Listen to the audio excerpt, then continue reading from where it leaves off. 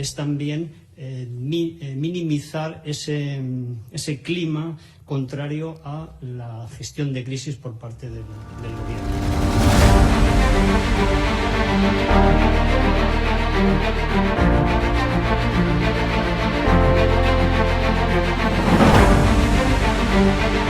Van a garantizar, como digo, de inmediato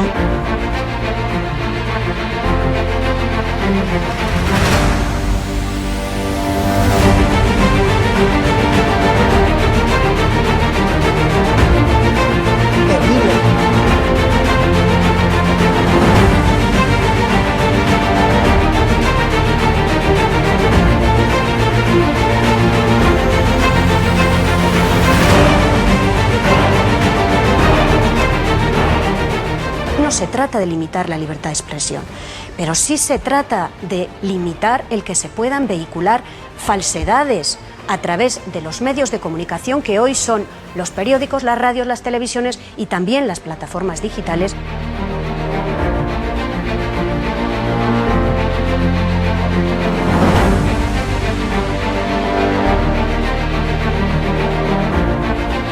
¿Cuándo los comunistas han tenido éxito? En momentos de excepcionalidad, en momentos de crisis. ¡Nunca volverá la derecha venezolana!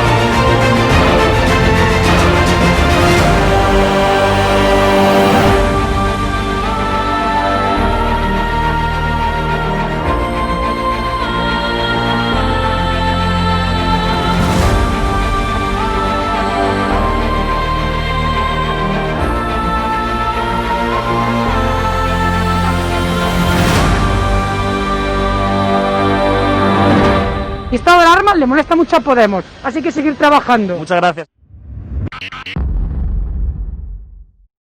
Muy buenas, espectadores de Estado de Alarma, soy Rodrigo Villar. Este es el programa El Veredicto. Como todas las semanas nos acompañan tres grandes juristas que nos van a comentar pues, los temas más importantes desde una perspectiva jurídica, todos los temas pues, más candentes, más importantes que han ocurrido durante esta semana.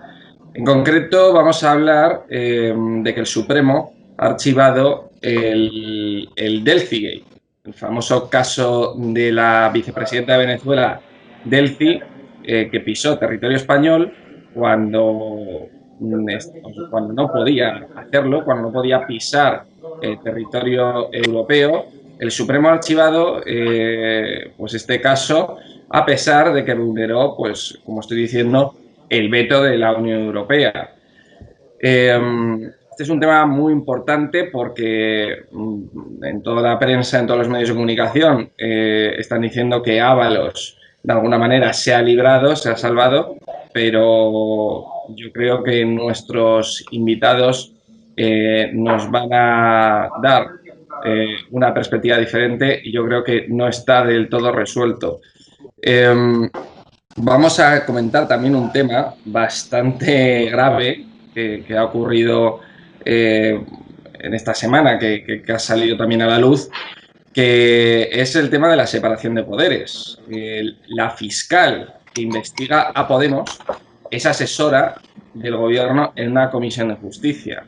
Es decir, esto es un tema bastante flagrante y bastante preocupante, ¿no? Y por último, vamos a comentar, bueno, entre otras cosas, porque a veces nos salen temas de un lado y de otro, pero por último vamos a comentar el asunto también tan preocupante como es el acercamiento de los presos etarras y por qué están dando beneficios penitenciarios a estos presos y no a otros presos comunes, ¿no? Entonces, vamos a comentar con nuestros invitados estos temas. Paso ya a presentarlos. Tenemos con nosotros a Carolina Mata. Carolina es una habitual de nuestro programa. Hace tiempo que no venía, pero bueno, estamos muy contentos de que haya vuelto. Carolina es abogada penalista y yo creo que nos va a dar un punto de vista muy importante sobre dos temas principales de los que vamos a hablar hoy. ¿Qué tal, Carolina? Hola, buenos días. Muy bien, encantada de estar con vosotros. Muchas gracias. Y tenemos también a Fernando de Rosa Torner, que le recordaréis del programa anterior. Fernando es senador del PP, del Partido Popular, por Valencia y también es magistrado de la Audiencia Provincial de Valencia. Es un placer tenerlo otra vez, un día más en nuestro programa. ¿Qué tal, Fernando? Muy bien, aquí con una lluvia tremenda en Valencia, pero bueno, esperemos que no haga ningún daño. Me alegro mucho de estar con vosotros una vez más. Muchas gracias.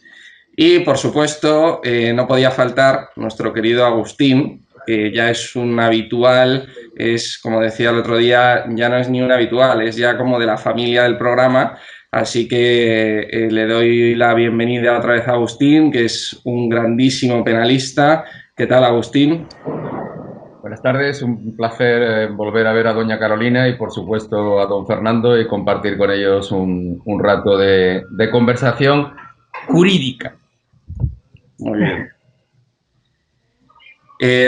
Quería que empezaseis a comentar el tema del Delphi Gate. Primero que explicaseis, vamos haciendo turnos, y que explicaseis en qué consistió este escándalo que se produjo en el aeropuerto, por qué la gente se rasgó las vestiduras, porque esta mujer viniese a España, o sea, es decir, que lo explicaseis de cero para que la gente no entienda qué ocurrió exactamente. Luego también hablaban de que se trajeron 40 maletas en un avión, etcétera. Decían que era información que traía una maleta, pero eso no se lo cree nadie porque hoy en día, en el siglo XXI, la información se lleva en un pendrive y no se llevan 40 maletas.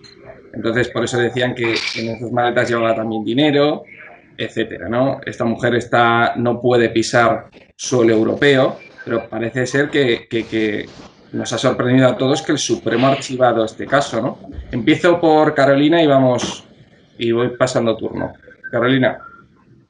Bueno, pues a ver, la señora Delphi tiene una prohibición de entrada en el suelo de Schengen, el suelo Schengen, que es tiene una prohibición de entrada por vulnerar derechos humanos. Esto es extremadamente grave.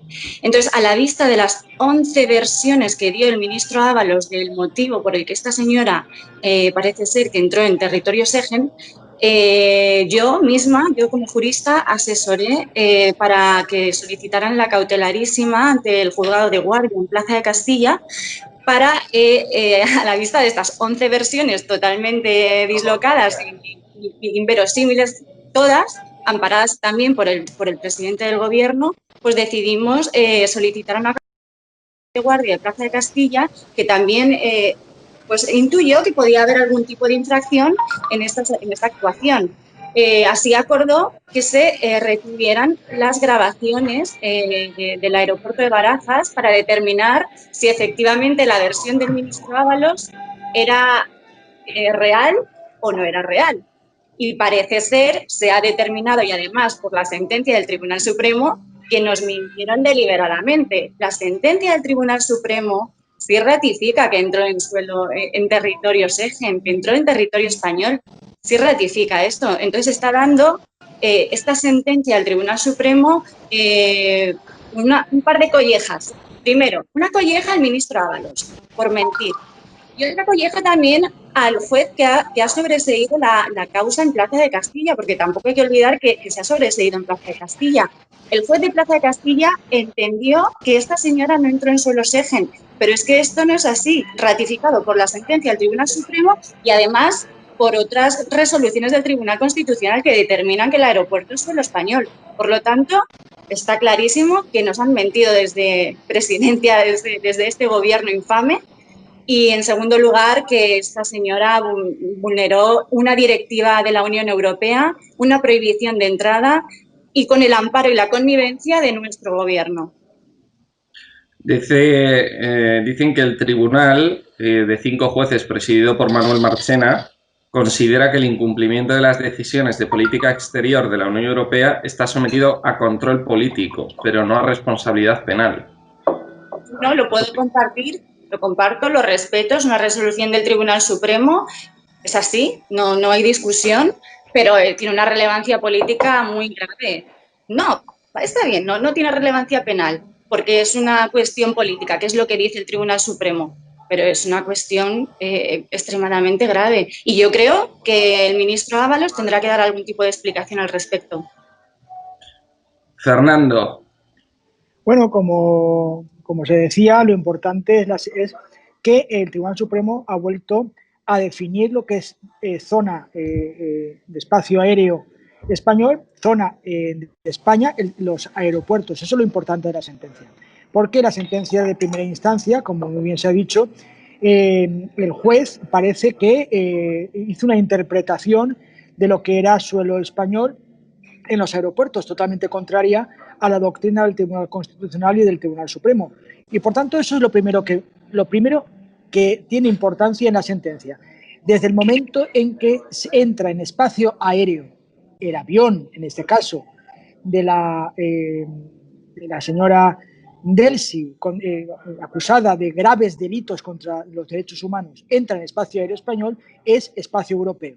Por tanto, vulneró la obligación que tenía España de evitar que una persona que está siendo investigada por delitos gravísimos pues entrara en espacio europeo. Por tanto, una primera responsabilidad. En segundo lugar, que todo lo que es la zona del aeropuerto, desde la zona internacional, es zona y territorio español, que nos quisieron engañar, nos quisieron decir que eso es territorio no sé, etéreo, cuando muchos expertos penalistas, como coincidirá mis compañeros de tertulia, pues decían, bueno, pues entonces a un traficante de droga le pillan, le detienen en la zona internacional y no le pueden ingresar en prisión porque no está cometiendo delito en territorio español.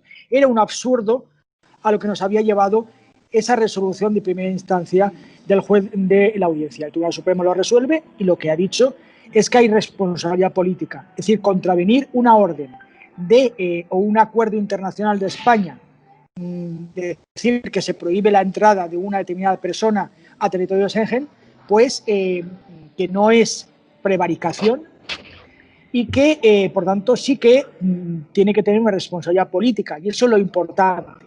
Eso es lo importante que nuestro ministro Ábalos y también el ministro Marlaska, no nos olvidemos que el ministro Marlaska realizó toda una intervención de la Guardia Civil en Barajas, también tienen responsabilidad y, por tanto, no solamente política, sino que tendrán que responder ante las instancias europeas, porque han vulnerado un acuerdo internacional de prohibición de entrada a una persona que tenía prohibida o limitada su derecho. Y es más, con material que aún no sabemos qué contenía, que sí que entró en territorio español.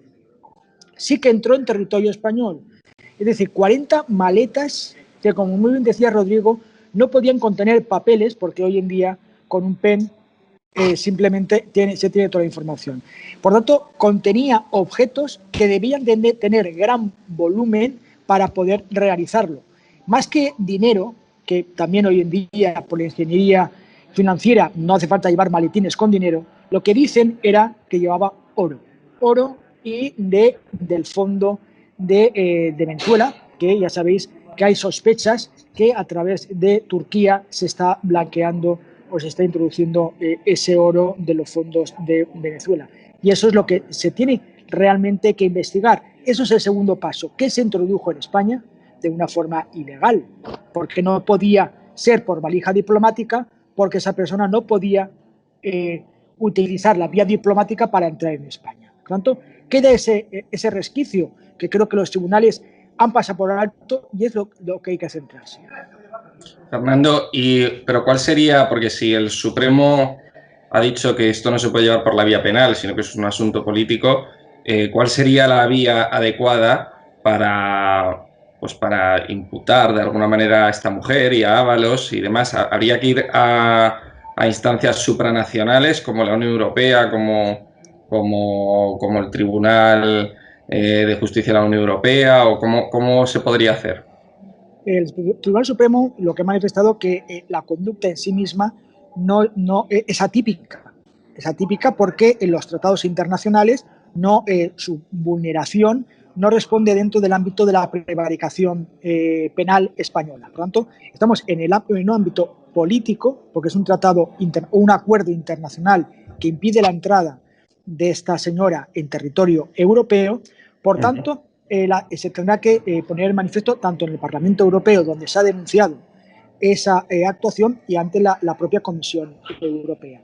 No obstante, ya sabemos que el señor Borrell es el que tiene el responsable de la política exterior europea e intentará desviar la atención. Pero yo estoy convencido de que desde el Grupo Parlamentario Popular y otros grupos parlamentarios que ya lo han denunciado en Bruselas, seguirán denunciando, porque esto es una responsabilidad y incumplimiento de una obligación del Reino de España con respecto a sus socios europeos, y por lo tanto es una vulneración de un tratado y de un acuerdo que se tendrá que tramitar. No obstante, repito, Rodrigo, a mí me gustaría que se siguiera explorando, sobre todo, qué es lo que entró en España, porque puede ser constitutivo de algún tipo de delito, si se puede entender que la Guardia Civil, a instancias de Marlaska, permitió la entrada de objetos, no identificados en territorio español. Agustín.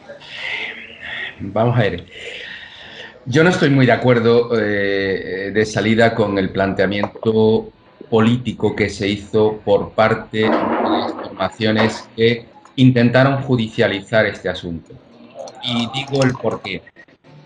Llevo insistiendo, y lo he dicho en muchas ocasiones cuando hemos tenido ocasión de hablar sobre este tipo de temas, que la judicialización... Agustín, perdona, disculpa un momento. Fernando, por favor, silénciate mientras están hablando otras personas para que no haya ruidos de fondo, ¿vale?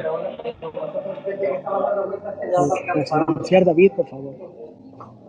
Sí, Agustín. Sí. Continúa, por favor. La judicialización de la política obtiene siempre unos resultados efecto boomerang que van contra el que interpone la demanda, el que interpone la denuncia, y no obtiene el resultado esperado. Cuando uno plantea una denuncia y dice que existe un delito de prevaricación, un delito de omisión del deber de perseguir un delito y un delito de usurpación de funciones, y recibe no una sentencia como indicabais, sino un auto archivando las actuaciones por la no existencia de delito, lo que realmente recibe es un bofetón. Es un bofetón porque el planteamiento judicial es erróneo, y como tal, esa respuesta y esa responsabilidad recae en quien interpone la denuncia. Es cierto que este asunto ha derivado dos cuestiones. En primer lugar, ese bofetón a quien interpone esa denuncia planteando esa existencia de 3 delitos, y sin duda el reconocimiento expreso de que tenemos un gobierno que miente. Tenemos un gobierno que miente de forma clara, evidente y palmaria. Y claro, esas mentiras políticas se reconducen básicamente en que la señora Delcy entró en España vulnerando un veto de la Comunidad Europea, y por ende que el gobierno español, a través del señor Ábalos, vulneró esa decisión de la Comunidad Europea. En primer lugar, tú decías antes, vamos a explicar qué ha ocurrido. Pues lo que ha ocurrido es lo siguiente. Hay una decisión del Consejo Europeo, concretamente la 2017-2074, de 13 de noviembre del 2017, que dice que en su artículo 6 se impide entrar en todo territorio, en el territorio de los países europeos, o que transiten por él, a todas aquellas personas responsables de violaciones o abusos graves de los derechos humanos o represión de sociedad civil y de la oposición democrática de Venezuela. Además, el artículo 7, y en eso referido a lo que decía Fernando, también ha de inmovilizarse todos aquellos bienes que sean posesión del Estado venezolano en el país. En este caso, las maletas. ¿Pero qué ocurre? ¿Y dónde está el problema judicial? En que el Consejo Europeo decide sobre las orientaciones y prioridades en las políticas generales de la Unión Europea, y concretamente sobre la política exterior y de seguridad común. Pero sus resoluciones en ningún caso son ejecutivas y en ningún caso pueden ser llevadas ante el Tribunal de Justicia de la Unión Europea en cumplimiento del Tratado de Funcionamiento de la Unión Europea, concretamente el artículo 275, y porque el Tratado de la Unión Europea en su artículo 24 tampoco lo recoge como que pueda estar dentro de la competencia del Tribunal de Justicia de la Unión Europea.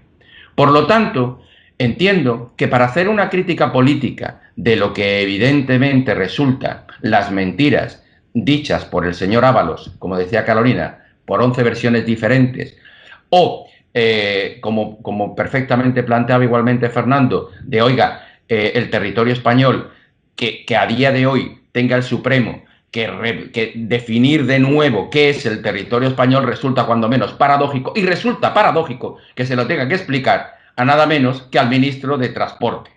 Oiga, si usted no sabe cuál es el territorio del país, difícilmente puede usted ejercer el cargo que ostenta. Más allá de para viajar a Canarias, que parece que eso sí tiene claro que es territorio nacional. Por lo tanto, entiendo que en este caso, por parte de los denunciantes, se han excedido en el exceso de celo y han intentado, de manera errónea, judicializar la vida política del país, y por parte del gobierno, simplemente seguir mintiendo.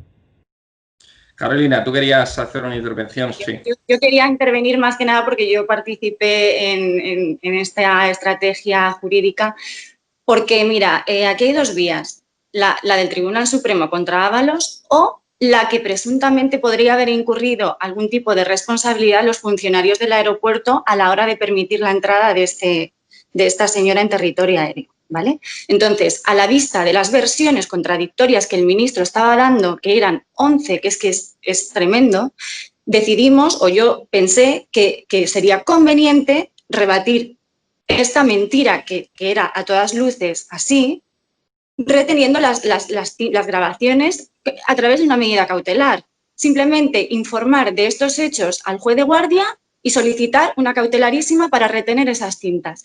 Que todo esto ha derivado a que tengamos que otra vez determinar lo que es el territorio español en un aeropuerto, pues mira, me parece muy bien, porque aquí ha habido un juez en Plaza de Castilla que se ha saltado a la torera las resoluciones del Tribunal Constitucional en este sentido. El Tribunal Supremo ha tenido que otra vez decirle, oiga, mire, es que el territorio español es este, no es el que usted está diciendo. O sea, vamos a ver, aquí hay una serie de vulneraciones y de incongruencias que, oiga, pues sí, pues tenemos que determinar en un juzgado. Y para eso están los autos y las sentencias, y para eso está la discusión jurídica. No puedo echar mano al amparo judicial para que pueda explicar a la ciudadanía que se están cometiendo irregularidades. Pues si no puedo acudir al amparo judicial en ese sentido, apaga y vámonos. Carolina, pero para que lo entiendan los espectadores, tú eras la abogada No, yo he asesorado a compañeros abogados que son los que han realizado la actuación jurídica. Yo no he participado, no he firmado ninguna ninguna demanda, ni ninguna denuncia, ni ninguna resolución. O sea, yo no he firmado nada, pero sí he estado asesorando a mis compañeros y fue una idea que yo creo que al final ha dado el resultado que yo esperaba, y es que nuestro ministro Ábalos pues nos mintió a todos los españoles. ¿Os acordáis cuando los socialistas decían que no querían un gobierno que mintiera? Bueno, pues es que aquí lo tenemos en primera persona. Fernando, ¿tú querías decir algo? De todas maneras, también es importante porque se logró que todas las cintas se salvaguardaran, porque claro, si no se hubieran borrado. Y teníamos ahí la prueba de que efectivamente esta señora no solamente entró en territorio, se paseó por toda Barajas, subió en una furgoneta oficial, la Guardia Civil pues le acompañó el señor ministro varias veces, estuvo varias horas con ella en sala de autoridades, y todo eso gracias a que el propio juzgado, y coincidiendo con lo que se decía, que jurídicamente no tenía, yo también pensaba que no tenía ningún recorrido, pero bueno, gracias a eso también se lograron que las cintas, que lo primero que hizo el gobierno fue que se borraran para que no quedara prueba alguna, pues están ahí y han tenido que al final ir aceptando todo aquello que se iba filtrando por todo que quisieron colaborar dentro de la casa. Agustín, sí. A ver, es que volvemos exactamente al punto de origen. Respetando, no, valorando sin duda el trabajo de Carolina, que sin duda sería excelente, aquí hay una cuestión que es fundamental. ¿Cuál sería la consecuencia jurídica de que Delcy Rodríguez hubiera estado ya no en el aeropuerto, sino en el Hotel Palace? ¿Cuál sería? Jurídicamente, ninguna. ¿Qué delito habría cometido? Ninguno. ¿Qué delito habría cometido quien le dejó entrar? Ninguno. Esa es la primera conclusión. Segunda, trascendencia política, toda. ¿Por qué? Porque en ese momento el gobierno de España habría, dicho de una manera simple, defraudado las expectativas que el resto de los gobiernos europeos tienen puesta en el cumplimiento de todas las resoluciones del Consejo. Nada más. Es decir, ¿de qué estamos hablando? Estamos hablando de política.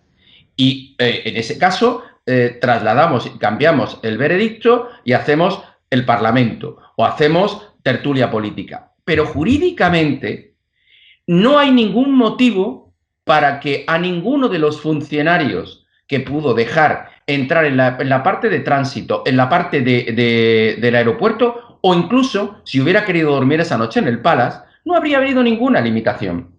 Y eso hay que decirlo. Pretender malutilizar políticamente el incumplimiento o las mentiras de un gobierno, jurídicamente creo que tiene mal recorrido y acaba teniendo efecto boomerang, porque se acaba utilizando como titular que el Supremo ha desestimado las pretensiones de aquellos que decían que el señor Ábalos había cometido un delito. Que el Supremo, porque al final todo acaba siendo un juego de titulares, y, permíteme Carolina, todo acaba siendo un juego de titulares, todo acaba siendo el reflejo de que ¿quién ha ganado esta guerra? Quienes han logrado definir cuál era el espacio del territorio Schengen o del territorio nacional. Evidentemente, bueno, si es así, sería una pírrica victoria.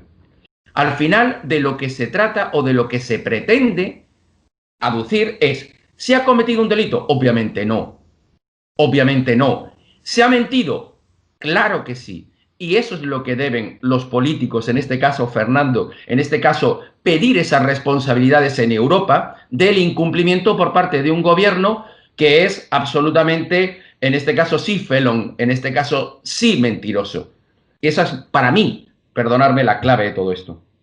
Mira, Agustín, sí, le doy la palabra a Carolina primero y luego se la doy a Fernando, que también me la está pidiendo. Carolina.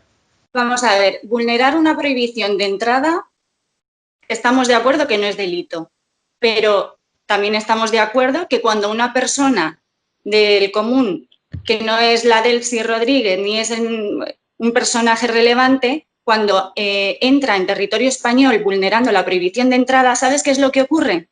que llega la policía y lo detiene. Y le ponen mínimo 48 horas en el calabozo. Y del calabozo pasa al juez de instrucción o al juez de guardia, que determina si tiene arraigo suficiente o no para llevarlo a un CIE, a un centro de internamiento de extranjeros, y proceder posteriormente a la expulsión del extranjero que está vulnerando la prohibición de entrada.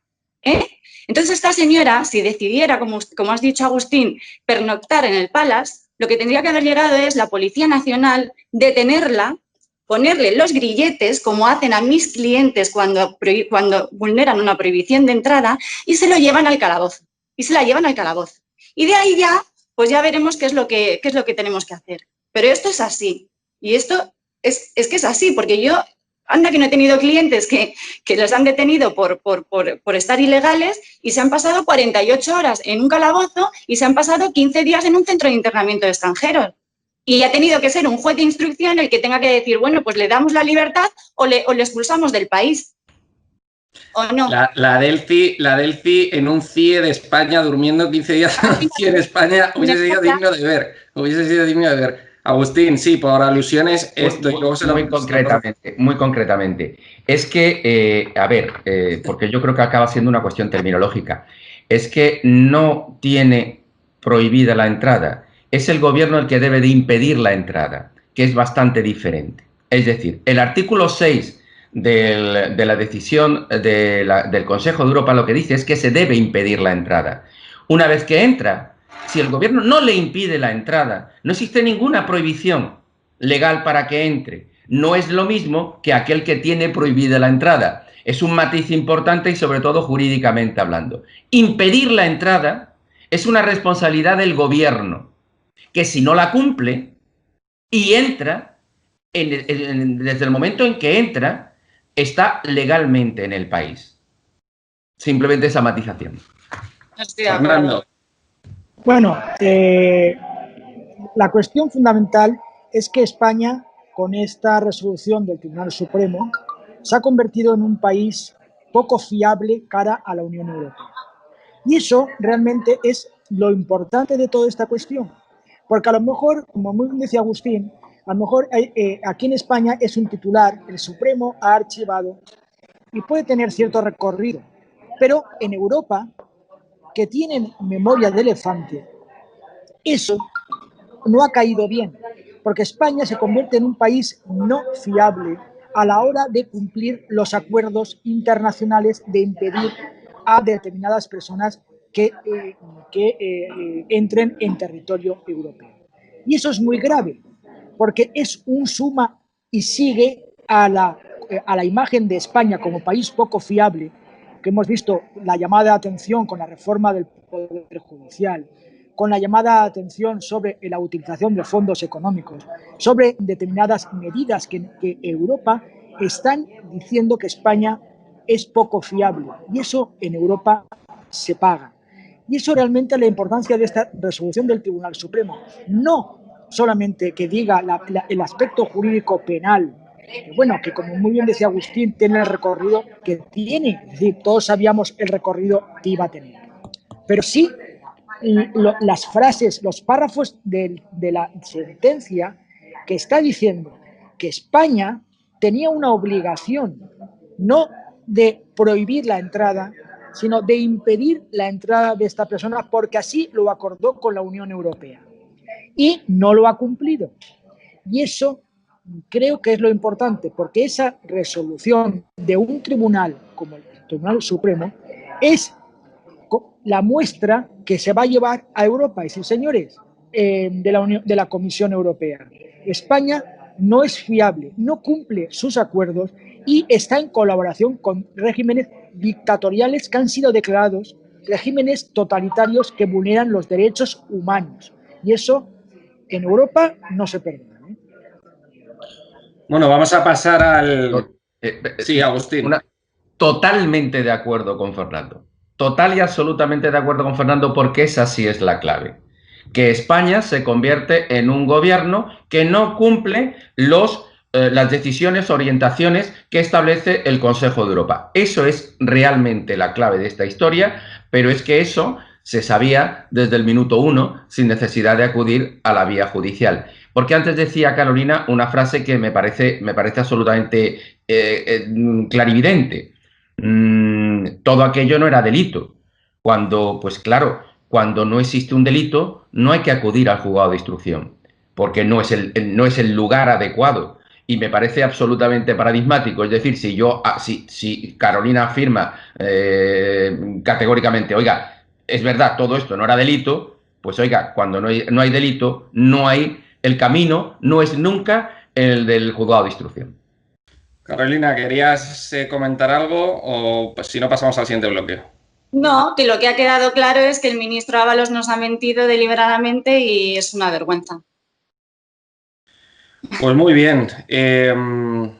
Yo quería que comentásemos ahora otro tema bastante importante, que es el tema, bueno, no bastante importante, importantísimo para que siga subsistiendo nuestro Estado de Derecho, nuestro Estado democrático de Derecho, que es la separación de poderes. Ha salido a la luz una noticia que dice que la fiscal que investiga a Podemos es asesora del gobierno en la Comisión de Justicia. Esta señora, que se llama Lorena Álvarez Taboada, forma parte del grupo de 10 expertos que bajo las órdenes del Ministerio de Justicia elabora el anteproyecto de ley de enjuiciamiento criminal. ¿Cómo veis esto vosotros? Porque a mí me parece una vergüenza, sinceramente, Carolina. Pues mira, yo estoy personada en la causa del Juzgado 42, que es la corrupción contra Podemos, y yo estoy como acusación popular y acudo a las declaraciones de testigos y de investigados. Y bueno, a ver, yo en primer lugar quiero dejar claro que yo confío en... ¿La corrupción contra Podemos te refieres al caso Neurona? Sí, al caso de Neurona. Caso Neurona, los sobresueldos, las obras de la sede, todo esto se está viendo en el Juzgado 42. A ver, yo, en honor a la verdad, tengo que decir que yo confío mucho en la profesionalidad de los actores jurídicos que intervenimos en los procedimientos, tanto jueces como fiscales como abogados. Yo confío en la profesionalidad de cada uno. Y, por supuesto, tengo que seguir confiando en que esta fiscal se va a ceñir solamente a la estricta legalidad. Creo que también tiene una oportunidad brillante esta fiscal para recobrar esa confianza que todos teníamos en esta institución que es la Fiscalía, que desgraciadamente gracias a este gobierno y a la fiscal general del Estado, Dolores Delgado, se ha visto tan devaluada y tan poco apreciada por el ciudadano. O sea, el ciudadano tiene una sensación de inseguridad ahora mismo gracias a este gobierno, que es lo peor que le puede pasar a las instituciones, porque todo lo que toca lo devalúa. El propio presidente del gobierno arrogándose la dirección de la Fiscalía. O sea, ¿la Fiscalía de quién depende? ¿Del gobierno? No depende del gobierno, depende solamente del principio de legalidad. Y este hecho, junto con la fiscal general del Estado fue la ministra de Justicia, pues hace que el ciudadano perciba a esta institución tan devaluada. Entonces, yo creo que esta fiscal tiene la oportunidad de recobrar esa confianza que tenemos y que haga su trabajo profesionalmente. Y yo desde aquí se lo pido encarecidamente, que sea una profesional y que se ciñe estrictamente al principio de legalidad. Y también quiero decir otra cosa. Yo, que estoy acudiendo a las sesiones de las comparecencias que se están produciendo, igualmente que confío en la fiscal y confío que va a hacer bien su trabajo, estoy viendo que el magistrado también está haciendo un trabajo excepcional. O sea, desde aquí tengo que decir que estoy muy tranquila, sé que vamos a conseguir dilucidar qué es lo que ha pasado y el juez, o sea, lo estoy viendo con una profesionalidad extraordinaria, una educación exquisita, un trato a todas las partes y a todas las personas que están pasando por ahí. O sea, de verdad que estoy muy convencida de que vamos a hacer un buen trabajo entre todos y vamos a llegar hasta el fondo del asunto. Y también quiero decir que aunque si Fiscalía al final me decepciona, aquí vamos a estar las acusaciones populares, en este caso mi asociación y el partido político Vox, y vamos a hacer nuestro trabajo y vamos a llegar hasta el final y vamos a determinar si efectivamente hay algún indicio de criminalidad, que parece ser que sí que lo hay. Así que pues, la ciudadanía esté tranquila de que, sea como sea, vamos a llegar al fondo del asunto. Bueno, la verdad es que tus palabras yo creo que están dando esperanza, ¿no?, a mucha gente, de que digas de que estés diciendo que va bien este procedimiento y que vais a conseguir dilucidar muchas cosas en ese procedimiento. Es decir, pues la verdad es que a mí me llena de alegría, ¿no? Agustín, sí. Perdona, te quiero decir otra cosa. A ver, efectivamente, la garantía está en que, además de Fiscalía como acusación, estamos otras partes personadas que podemos cubrir y salvaguardar que la acusación va a ser firme y que la acusación va a llegar hasta el final. Si Fiscalía al final nos decepciona, que yo espero que no sea así, ahí vamos a estar las acusaciones populares para llegar hasta el final. Las acusaciones populares, recordemos que es Vox y tu asociación, que se llama, Carolina. Prolege. Prolege, muy bien. Agustín. Bueno, esto se resume en la mujer del César no debe ser honesta, sino además parecerlo. Como decía Plutarco, la mujer del César debe estar por encima de toda sospecha. Bueno, yo creo que las palabras de Carolina son suficientemente esclarecedoras. Ella está allí, ella está viendo el partido sobre el terreno y lo está valorando como lo está valorando. Y yo simplemente me quedo con sus palabras. La presunción de inocencia se aplica para todo el mundo, incluso para los fiscales, en el sentido de que se presupone que su actuación va a estar ajustada a la ley, como no puede ser de otra manera, y no tengo por qué presumir lo contrario. Sí que es cierto que era un poco el eje por donde venía tu pregunta en relación con la separación de poderes. En este país la separación de poderes desapareció hace mucho, mucho, mucho tiempo. Y tanto tiempo... En concreto en el año 85, ¿no? Efectivamente, desde el momento en el cual el control del Poder Judicial empezó a formar parte, a ser una de las estrategias fundamentales de las organizaciones políticas en este país. En ese momento, pues obviamente la situación cambió de manera en la cual, pues eso, los jueces que empezaban a depender de un cierto control político cada vez más extenso.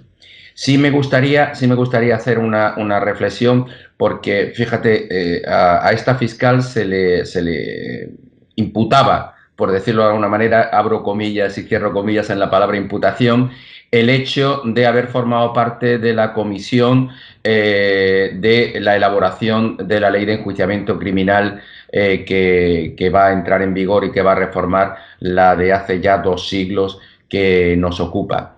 Y en este caso es un tema muy importante, porque esta reforma plantea en el ámbito del derecho penal el hecho de que la instrucción vaya a ser llevado por la figura de los fiscales y deje a los juzgados de instrucción, al juez de instrucción, como un mero garante de la legalidad vigente.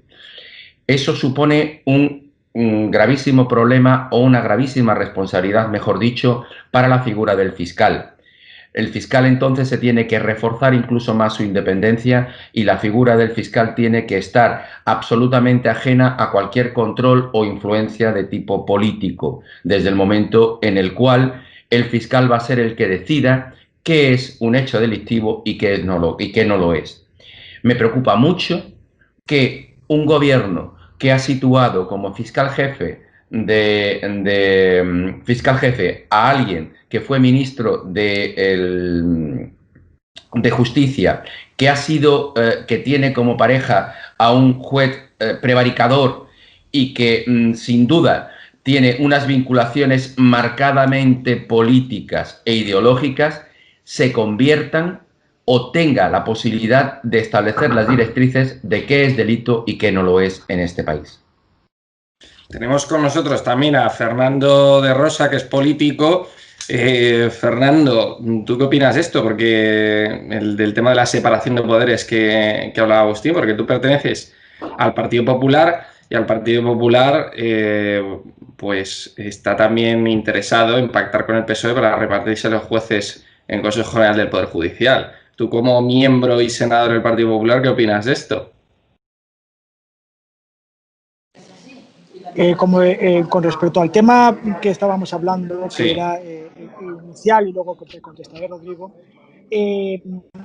el problema está en que, partiendo de la base, como muy bien decía Carolina, que hay que respetar el Poder Judicial, hay que respetar la independencia de los tribunales, hay que respetar siempre la actuación de los miembros y de los fiscales, porque siempre yo soy juez de profesión, hace 35 años que accedí a la carrera judicial, tengo que decir siempre el respeto, siempre a los jueces y a los fiscales, porque son muy, quieren mucho y están garantizando la independencia. Por lo tanto, los que estamos aquí, tanto Carolina como Agustín, habéis trabajado y hemos trabajado en el ámbito judicial y sabemos del celo que tienen jueces y fiscales de garantizar esa legalidad y esa independencia.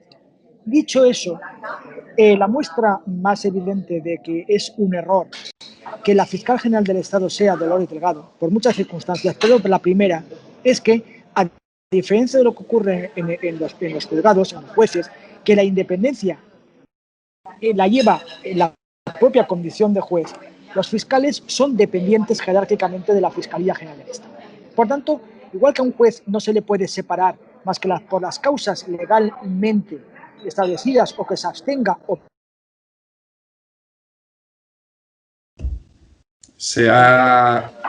en la fiscal. Fernando, bueno, no se le escucha ahora mismo. Sí, Carolina o Agustín. Sí, perdona. Fernando, sí, que se te va la conexión. Perdona, sí, que se me ha ido. Perdona, es que se me ha ido. Bueno, digo que lo importante es que en la Fiscalía General del Estado, la fiscal lo que debía haber hecho, si es una fiscal como debe de ser, decir a esta fiscal, separarle del caso. Tú, por apariencia de legalidad, no puedes llevarlo y nombrar a otro fiscal, que eso está permitido en el Estatuto Orgánico del Ministerio Fiscal. Por tanto, y no lo ha hecho. No lo ha hecho, yo creo que creando esas dudas sobre su actuación, que como muy bien dice Carolina, a priori no, pero la mujer del César siempre ha de ser honesta y parecida. Dicho eso, ya te digo que con respecto a la reforma se han planteado dos cuestiones. La reforma de la ley de enjuiciamiento criminal. Yo te lo digo aquí, seriamente, públicamente, el Partido Popular no va a entrar a negociar la reforma de la ley de enjuiciamiento criminal mientras esté Dolores Delgado como fiscal general del Estado. Porque no queremos, bajo ningún concepto, que esta señora sea la que dirija la investigación en los juzgados y tribunales. Por tanto, el día que la cambien, que la quiten, pongan a otro fiscal general del Estado que nos garantice la independencia, podremos negociar y se podrá determinar una nueva ley de enjuiciamiento criminal. Pero la premisa es que esta señora contamina cualquier negociación en materia de Poder Judicial. Y entro en la segunda pregunta que tú me has hecho. La renovación del Consejo General del Poder Judicial. El Partido Popular ha planteado tres condiciones. En primer lugar, que se retire la ley. La ley que en Europa han dicho que vulnera el derecho y la independencia del Poder Judicial. En segundo lugar, que Podemos no esté bajo ningún concepto en la negociación. Porque es un partido que se ha destacado por atacar el Estado de Derecho y la Constitución. Por tanto, no puede participar en ningún órgano constitucional. No creen en la Constitución, no creen en la monarquía parlamentaria. Por tanto, si quieren entrar en un órgano constitucional, primero han de respetarlo y segundo, han de decir públicamente que respetan la Constitución. Y en tercer lugar, que se garantice la independencia. Es decir, que nunca haya una Dolores Delgado en el ámbito del Poder Judicial. No haya nadie. Y yo soy juez y me dedico a la política, yo jamás podré estar en un órgano de este tipo, porque yo soy juez y he pasado a la política. Lo que yo no puedo es, aunque pueda considerarme independiente cuando vuelva a la judicatura, jamás podré ocupar un órgano porque yo he estado en la política. Y eso que me pongo yo como ejemplo, que yo no podré jamás ir a un órgano de este tipo, no queremos que haya Dolores Delgado en el Consejo General del Poder Judicial. Y esa es la tercera garantía, porque ya hemos visto lo que está haciendo en la Fiscalía General del Estado, el sectarismo y la purga que está haciendo de fiscales en el Tribunal Supremo. Te lo puede decir Carolina y Agustín. La purga que se ha hecho con Dolores Madrigal, con Javier Zaragoza, con todos aquellos que están fiscales que han llevado el tema del proceso, los han laminado por orden del gobierno. Y eso es lo que nosotros vamos a poner pie en pared. Es verdad que hay que renovar los órganos constitucionales, pero bajo estas tres premisas. Muy bien. Sí, Agustín. Pues un par de matizaciones a Fernando en este caso. Hombre, retirar la ley que habían planteado resulta obvio porque la ley era absolutamente un absoluto despropósito. La modificación del 3/4 por la mayoría era algo simplemente ridículo. Pero permíteme, Fernando, porque a mí me sorprende el comentario que has hecho en relación con Podemos. Ese veto a que Podemos pueda estar, como pueda formar parte de un órgano constitucional. Salvo mejor criterio tuyo, el Poder Ejecutivo, el Gobierno del Estado es un órgano constitucional y Podemos forma parte de él. Y salvo mejor criterio tuyo, el Parlamento es un órgano constitucional y Podemos forma parte de él. Y es que a mí me sorprende y no puedo compartir en ningún caso los vetos. No puedo compartir los vetos a Vox porque Vox es un partido constitucional y que debe de participar y formar parte de todas las estructuras del Estado en función de su representación. Es que Podemos exactamente igual. Eso de yo veto y yo no me siento con Vox o yo no me siento con Podemos me resulta absolutamente absurdo y paradójico, dicho por un representante del Partido Popular. Y yo lo que le pediría en este caso, desde la posición de abogado, en este caso analista en relación de todo este tipo de procedimientos al Partido Popular, es que el Partido Popular se comprometa a reformar cuando tenga gobierno, cuando pueda acceder al gobierno, el Consejo General del Poder Judicial y que deje de mantener el control mayoritario que en un momento determinado le puede generar las mayorías políticas que haya podido tener en su día, que independice realmente el Poder Judicial. Y permíteme otra cuestión, porque para mí es muy importante y siempre he luchado y me he enfrentado un poco a eso y te lo digo con el mayor de los respetos, no tenemos el placer de conocernos personalmente, pero ya hemos tenido dos posibilidades de debatir en este medio. A mí me cuesta mucho trabajo los jueces que entran en política, pasan un tiempo en política y vuelven otra vez a su posición natural, a su profesión, que es la de juez. Porque yo creo que a día de hoy, y tú eres consciente, la política desgasta mucho. Y la política está cargada de visceralidad y en determinados momentos de demasiada ideología, demasiado sectarismo, no lo digo en este caso personalmente por ti, pero lo digo en general, y demasiada división. Y cuando alguien ha pasado durante un tiempo importante por la política, y un tiempo importante es una legislatura, sin duda eso le deja marcado. Y a las pruebas me remito en la mayoría de los jueces que han formado parte en algún tiempo de la política, acaban estigmatizados porque, sin duda, tú siempre habrás sido, aparte de juez, diputado del Partido Popular. Y eso, pues si estamos hablando, y estábamos hablando antes, de la condición, de la posible,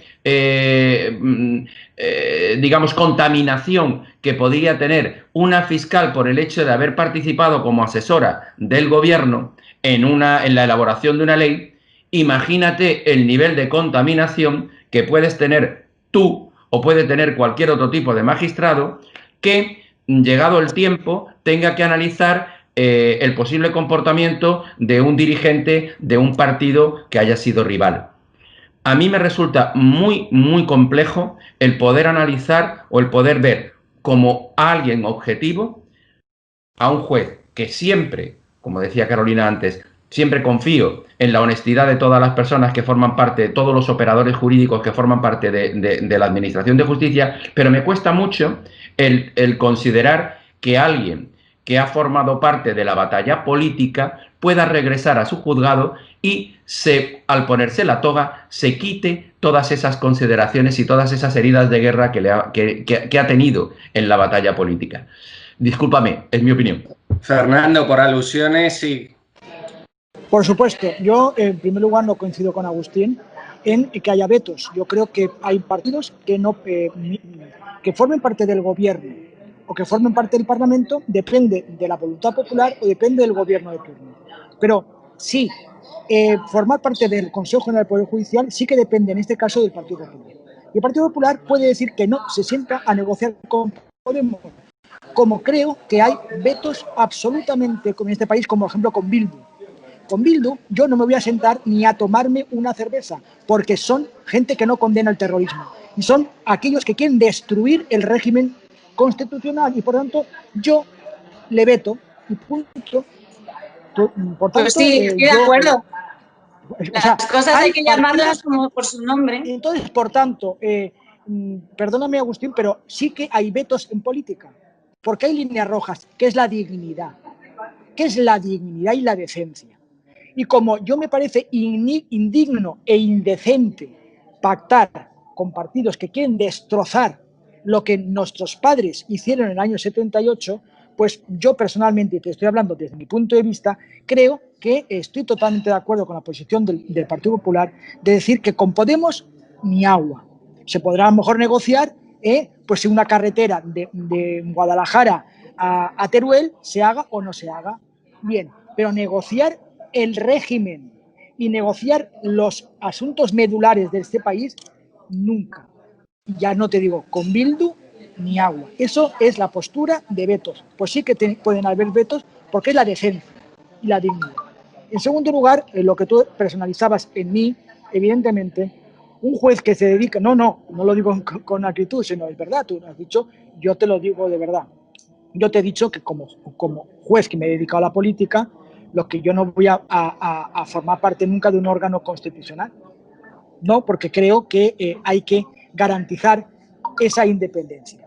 Dicho eso, yo, si mañana vuelvo a la judicatura, evidentemente, dentro de mi honestidad personal, yo me abstendré de intervenir en cualquier asunto que roce cualquier duda sobre mi imparcialidad, que es lo que debía haber hecho esta fiscal, dicho de paso. Pero bueno, yo como juez no juzgaré jamás ningún asunto político, porque yo cumpliré lo dispuesto en la Ley Orgánica del Poder Judicial, que dice que yo me tengo que abstener. En cambio, yo considero que no estoy contaminado para ver si ha habido un robo con violencia o si, por ejemplo, hay un desahucio o hay una suspensión de pago. Es decir, ahí mi independencia por estar motivado en política no me veo afectado. Evidentemente, yo me abstendré, como se debe abstener todos aquellos que se ponga en duda mínimamente tu neutralidad. En eso está la ley previsto como la figura de la abstención y si no, la recusación. Carolina, ¿tú querías aportar algo? Sí, pues quería suscribir las palabras de mi compañero de tertulia Fernando, apoyarlas y a llamar a las cosas por su nombre. Vetar en política es plausible, es posible, ¿por qué no? Ya estamos cansados de ser blanditos y de este complejo que tenemos de ¡ay, no quiero parecer sectario! No, pues mire, sí. Vamos, yo apoyo que el Partido Popular vete al partido político Podemos, porque no se puede compartir pensamientos políticos con un partido que lo único que hace es atacar nuestro Estado de Derecho, que es lo que hace Podemos a cara descubierta. Yo creo que también a lo que se refería Agustín, yo creo que la gente de Vox, a la que le ponen constantemente un cordón sanitario, como dicen, y le ponen también líneas rojas y no se sientan con ellos a pactar ni a hablar, yo creo que también lo está sufriendo Vox, no solamente lo está sufriendo Podemos o Bildu, y yo creo que hay que diferenciar pactar con partidos como Podemos y Bildu a pactar con partidos como Vox, que son partidos que defienden la Constitución, que defienden la democracia y el Estado de Derecho, ¿no? Que es algo que no quiere defender Podemos ni Bildu ni Esquerra Republicana. Sí, Fernando, y le doy la palabra a Agustín, que quiere hablar. Sí. Yo me refería que la línea roja es la dignidad y la decencia. Yo a Vox no me he referido, porque evidentemente, hasta que no demuestre lo contrario, no está para destrozar o destruir el régimen constitucional. Exactamente. Lo que sí yo creo es que Bildu, aparte lo ha dicho Otegi hace 2 días, que lo que vienen es a destruir la unidad de España y destruir España y volver a la tercera república. Y eso a mí me parece indecente y creo que hay que vetarlo. Sí, Agustín, que nos estamos yendo por las ramas y quiero que comentemos rápido el último tema. Yo no me puedo resistir en este caso a plantear algo que entiendo que es absolutamente fundamental en este país. Los ciudadanos muchas veces estamos hartos de los dogmatismos. Es decir, no se trata de ser blanditos, como decía Carolina, utilizando una expresión que últimamente políticamente se habla de que hay que ser duros en los argumentos. Yo creo que no. Yo creo que el Parlamento está básicamente para hablar y para entenderse. Y países que han estado en guerra son capaces de dialogar y de fructificar en relaciones de paz. Y situaciones en países que han sido dramáticas, en las que ha habido terrorismo, han logrado establecer gobiernos entre formaciones que antes estaban absolutamente enfrentadas y terminaban a tiros. El ejemplo es Irlanda. ¿Qué quiero decir con todo esto? Yo puedo entender que la Constitución haya que defenderla, pero para defender la Constitución también hay que defender la posibilidad de su modificación. Y no solo es Bildu o no solo es Podemos quien plantea la modificación de la Constitución, también es Vox, y desde un punto de vista absolutamente legítimo. Es decir, la Constitución como tal no debe de ser algo que sea inamovible, sino es algo que perfectamente es fluctuante en relación con la situación social y política en la que estamos viviendo. ¿A dónde vamos? A que, mire usted, el plantear frases como Bildu no condena el terrorismo. Mire usted, Bildu no es Batasuna. Batasuna sí estaba prohibido porque era una organización que condenaba el terrorismo. Bildu como tal es una organización política que sí condena el terrorismo y que está formada por organizaciones políticas que han superado la etapa del terrorismo. ¿Se puede dialogar con ellos? ¿Puede usted hablar con ellos? Esa es una cuestión que se circunscribe única y exclusivamente a su parecer. ¿Vox es un partido legítimo? Absolutamente legítimo. ¿Plantea circunstancias y elementos que modifican la Constitución? De manera inequívoca. ¿Y plantea un cambio del status quo actual del país? Sin ninguna duda. Pero tanto la división, la desaparición de las comunidades autónomas o su darle carácter político a la institución de la comunidad autónoma que plantea Vox es tan legítimo y cabe igualmente dentro de la Constitución como el plantear opciones de modificación de la misma para otros estados, otras situaciones supranacionales que superen la realidad nacional del país ahora mismo. Es decir, yo creo que un político no puede tener más veto que la violencia, luchar contra la violencia. En este país se ha luchado mucho porque no hubiera violencia y en el momento que, era una frase, cuando desaparezcan las balas, entrarán las palabras. Ya no caben los vetos, Fernando, y ya no cabe plantearlo de esa manera, ni para la derecha ni para la izquierda. Ya no cabe. Cuando no hay balas, tiene que haber palabras, y las palabras siempre tienen que existir, y más en el Parlamento. Quiero que comentemos rápidamente, ya que estábamos ahora hablando de Bildu y de la ETA. Sí, Carolina se tiene que ir, pero bueno, quiero que comentemos con una frase cada uno, nada más, el tema del acercamiento de los presos etarras y por qué se le están dando beneficios a estos presos y no a otros presos comunes. Carolina. Pues me parece una barbaridad también dar beneficios penitenciarios a los etarras, porque con qué cara voy yo a la cárcel y le digo a mis presos que no, que hay otros presos de primera y que son los etarras. Vamos a ver, ¿con qué cara yo voy a mis presos y les digo que no, que es que hay otros presos que son más importantes que ellos? Vamos a ver, una vergüenza. Sí, una absoluta vergüenza, Fernando. pues que por un plato de lentejas en forma de presupuestos se está vulnerando pues un principio en derecho penitenciario que estableció un ministro socialista que para mí fue ejemplar, como fue Antonio Asunción. Fue la dispersión como método de política penitenciaria y solamente por un plato de lentejas en forma de presupuestos, que ya veremos el segundo plato, que será la cesión de instituciones penitenciarias al País Vasco, que ya hemos visto como lo que ha ocurrido en Cataluña. Creo que los presos, hasta que no haya un arrepentimiento expreso y una condena del terrorismo, se deberá aplicar la dispersión como estableció el propio Antonio Asunción, que creo que fue, y repito y reitero, un gran ministro del Interior. Agustín. Pues muy brevemente, comparto el criterio de Fernando en relación con el señor Asunción, que fue de los únicos políticos que fue capaz de dimitir en el momento en el que comete su ministerio un error imperdonable, como fue la huida de un personaje bastante particular y curioso que formó parte de la historia de este país, y la responsabilidad la asumió el señor Asunción y sin duda merece todos mis respetos.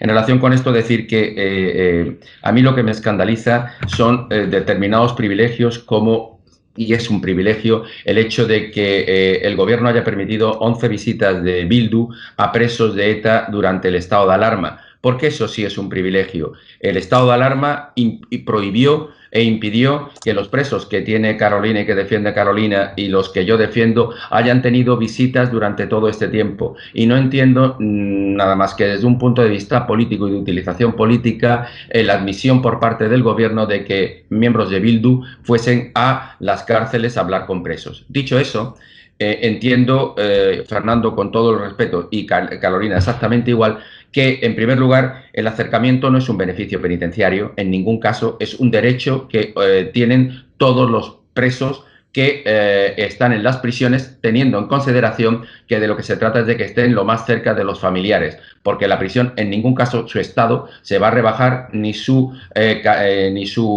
catalogación, es decir, van a seguir permaneciendo en el grado que les corresponde. Por lo tanto, entiendo igualmente que las circunstancias que dieron lugar a que el ministro Asunción creara la dispersión, sin duda, han cambiado desde el momento en el cual el terrorismo ya no existe, ha cesado y ETA como tal no existe. Nada empece para que cumplan estricta y totalmente su condena en la situación en la que la deban cumplir, pero en ningún caso puede ser considerado el acercamiento como un beneficio penitenciario. Por lo tanto, no creo que deba ser ni tan siquiera un tema planteable como enfrentamiento al gobierno, porque, Fernando, todos los gobiernos han acercado a presos de ETA a las prisiones.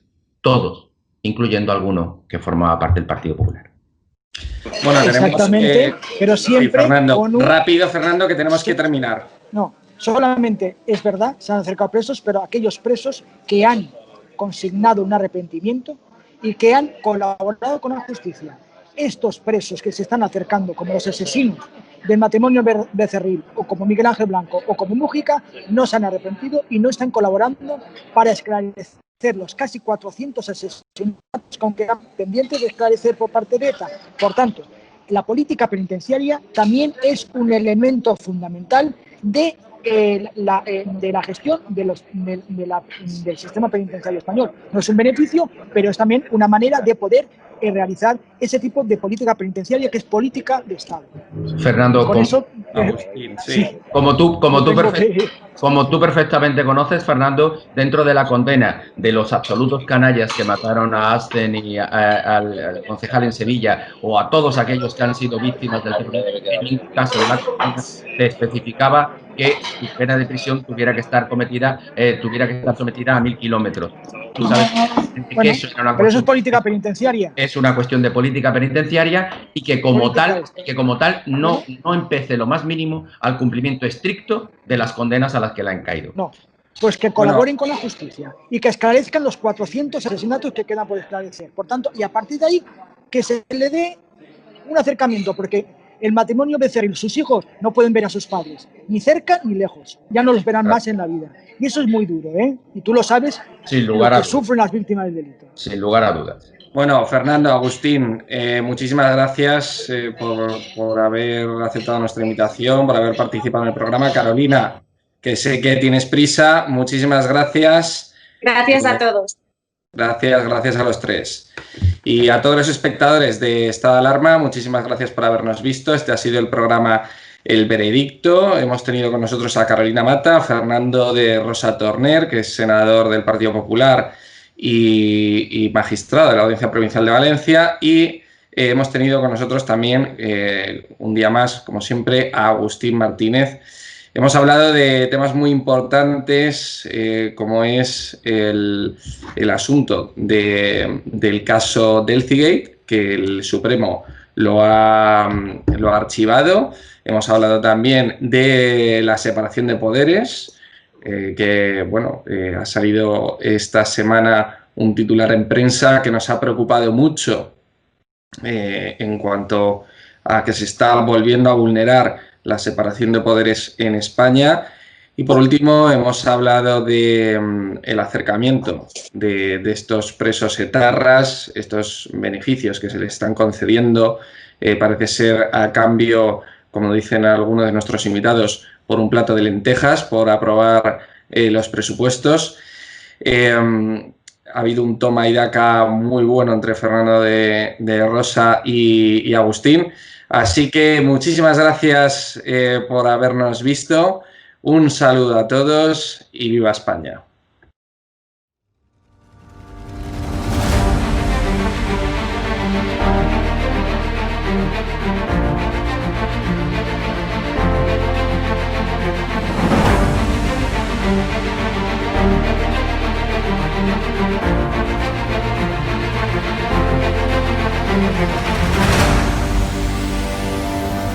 ...863 consultas que han venido a través del canal de Estado de Alarma, y de ellas pues ha habido un porcentaje muy alto que son clientes nuestros ya.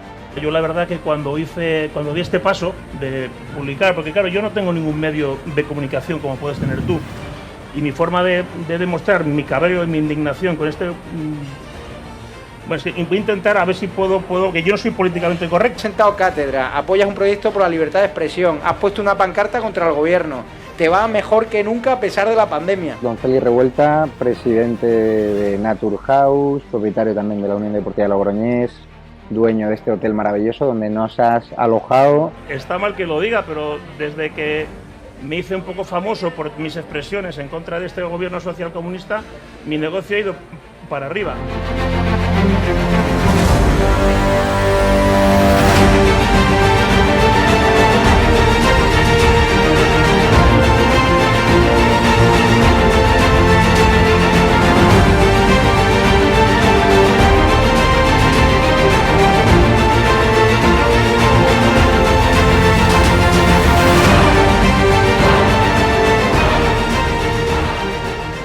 Necesitamos empresarios valientes como tú, que quieran dar a conocer sus productos y que quieran, a su vez, defender la libertad con un proyecto como Estado de Alarma, el mejor lugar para anunciar tus productos o servicios. No hemos tenido ningún problema desde que estamos en estado de alarma, ni por estado de alarma, y ha sido totalmente beneficioso. Te lo agradezco de corazón, porque hacen falta más empresarios como usted que apuesten por proyectos socialistas, por la libertad de expresión y por alojar por la libertad. A personas con independencia de su ideología. Es que aquí puede venir quien quiera. Apóyanos porque merecerá la pena y juntos llegaremos muy lejos.